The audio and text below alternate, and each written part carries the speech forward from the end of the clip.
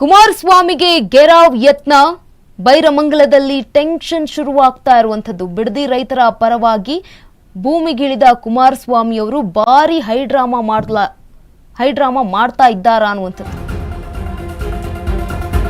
ಕುಮಾರಸ್ವಾಮಿಗೆ ಗೆರಾವ್ ಯತ್ನ, ಬೈರಮಂಗಲದಲ್ಲಿ ಟೆನ್ಷನ್. ಬಿಡದಿ ರೈತರ ಪರ ಭೂಮಿಗಿಳಿದ ಕುಮಾರಸ್ವಾಮಿ ಭಾರಿ ಹೈಡ್ರಾಮಾ ಮಾಡ್ತಿದ್ದಾರೆ. ಕೇಂದ್ರ ಮಂತ್ರಿ ಕುಮಾರಸ್ವಾಮಿ ವಿರುದ್ಧ ಮಹಿಳೆಯೊಬ್ಬರ ಹೈಡ್ರಾಮಾ. ಸಿಎಂ ಡಿಕೆ ವಿರುದ್ಧವೂ ಬಿಡದಿ ರೈತ ಮಹಿಳೆ ಆಕ್ರೋಶ, ಈಗ ಸ್ಫೋಟ. ಡಿಕೆ ಹಾಗೆ ಎಚ್ಡಿಕೆ ರಾಜಕೀಯದಿಂದ ಬಿಡದಿ ರೈತರು ನೋವುಂಡಿದ್ದಾರೆ. ಸಿಎಂ ಡಿಕೆಶಿ, ಮಾಜಿ ಸಿಎಂ ಕುಮಾರಸ್ವಾಮಿ ಇಬ್ಬರೂ ಕಳ್ಳರೆ ಅಂತ ಆರೋಪ ಮಾಡಿದ್ದಾರೆ. ಎಚ್ಡಿ ಕುಮಾರಸ್ವಾಮಿ ವಿರುದ್ಧ ರೈತ ಮಹಿಳೆಯ ಆಕ್ರೋಶ ಈಗ ಸ್ಫೋಟಗೊಂಡಿದೆ. ಗೆರಾವ್ಗೆ ಮುಂದಾದ ರೈತ ಮಹಿಳೆಯನ್ನ ವಶಕ್ಕೆ ಪಡೆದ ಪೊಲೀಸರು. ಕುಮಾರಸ್ವಾಮಿಗೆ ಗೆರಾವ್ಗೆ ಯತ್ನ, ಬೈರಮಂಗಲದಲ್ಲಿ ಇದೀಗ ಭಾರಿ ಹೈಡ್ರಾಮಾ ಆಗ್ತಾ ಇರುವಂತದ್ದು. ಬಿಡದಿ ರೈತರ ಪರ ಭೂಮಿಗಿಳಿದ ಕುಮಾರಸ್ವಾಮಿ, ಕೇಂದ್ರ ಮಂತ್ರಿ ಕುಮಾರಸ್ವಾಮಿ ವಿರುದ್ಧ ಮಹಿಳೆಯೊಬ್ಬರ ಹೈಡ್ರಾಮಾ ಇವಾಗ ನಡೀತಾ ಇರುವಂತದ್ದು. ಸಿಎಂ ಡಿಕೆ ವಿರುದ್ಧವೂ ಕೂಡ ಬಿಡದಿ ರೈತ ಮಹಿಳೆ ಆಕ್ರೋಶವನ್ನ ವ್ಯಕ್ತಪಡಿಸಿದ್ದಾರೆ.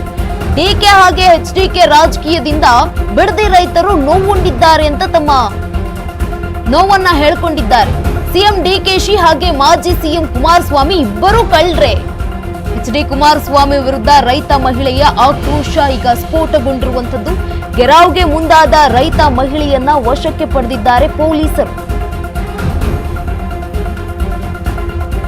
ಗೆರಾವ್ಗೆ ಯತ್ನ, ಕುಮಾರಸ್ವಾಮಿಗೆ ಗೆರಾವ್ಗೆ ಯತ್ನ, ಬೈರಮಂಗಲದಲ್ಲಿ ಈಗ ಟೆನ್ಷನ್, ಹೈಡ್ರಾಮಕ್ಕೂ ಕೂಡ ಸಾಕ್ಷಿ ಆಗ್ತಾ ಇರುವಂತದ್ದು.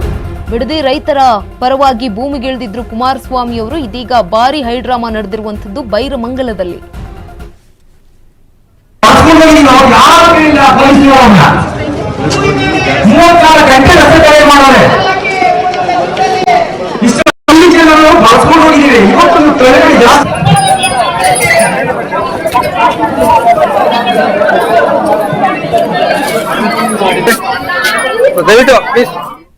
ಕೆಲಸಗಳನ್ನ ಮಾಡಿ ಯಾಕೆ ರಾಜಕೀಯ ಅಡ್ಡ ಮಾಡ್ತಾ ಇದ್ದೀರಾ? ಯಾಕೆ ನಮ್ನ ಸಾಯಿಸ್ತಾ ಇದ್ದೀರಾ? ಅವತ್ತು ನಿಜವಾದ ಯಾರು ಹೇಳಿದ್ರು ಮರಣ ಶಾಸನ ಅಂತ, ಅವತ್ತೆಲ್ಲ ಸ್ವಾಮಿ ಬರ್ದಿದ್ದು, ಇವತ್ತೆಲ್ಲ ಬರ್ದಿದ್ದು 2006 ಅಲ್ಲಿ ಮರಣ ಶಾಸನ ಬರ್ದಿದ್ದು. ಅವತ್ತು ಬರ್ದಿದ್ದು ನಮ್ಗೆ ಮರಣ ಶಾಸನ. ಅವ್ರನ್ನ ದಯವಿಟ್ಟು ಕರ್ಕೊಂಡ್ಬಂದು ನೀವು ನ್ಯಾಯ ಒದಗಿಸಿ.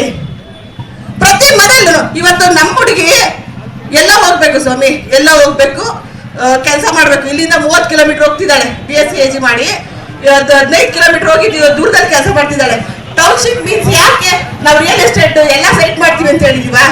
ಈ ಸರ್ಕಾರ ಎಲ್ಲ ಸೈಟ್ ಮಾಡ್ತಿದ್ಯಾ? ನೀವೇ ಹೇಳಿದ್ರೆ ಈ ಟೌನ್ಶಿಪ್ ಪರಿಣಾಮ ಏನು ಅಂತ ಹೇಳಿದೀನಿ. ಈಗ ಐ ಟೌನ್ಶಿಪ್ ಅಂದ್ರೆ ಏನು ಅಂತ ನೀವು ಅರ್ಥ ಮಾಡಿಸಿ. ಇಲ್ಲೇ ಫ್ಯಾಕ್ಟ್ರಿಗಳು, ಇಲ್ಲೇ ಉದ್ಯೋಗ ಸೃಷ್ಟಿ ಮಾಡ್ತಿದ್ದಾರೆ, ಇಲ್ಲೇ ಜೀವನ ಕೊಡ್ತಿದ್ದಾರೆ, ಇಲ್ಲೇ ನಮ್ಮ ನೆಲೆಗಳನ್ನ ಉಳಿಸ್ಕೊಡ್ತಿದ್ದಾರೆ ಸ್ವಾಮಿ.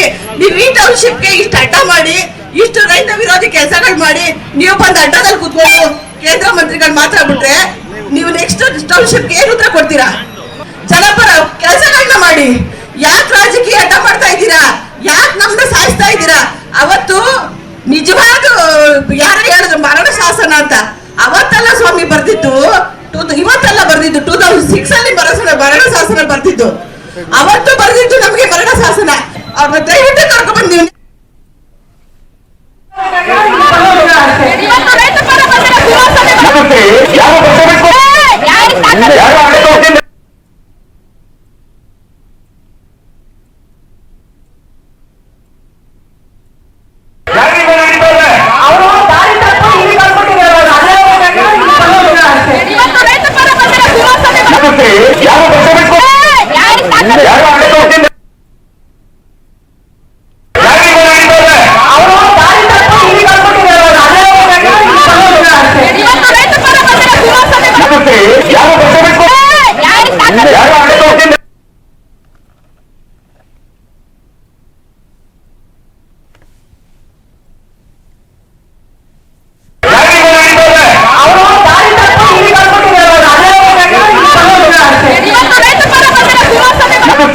ಯಾರು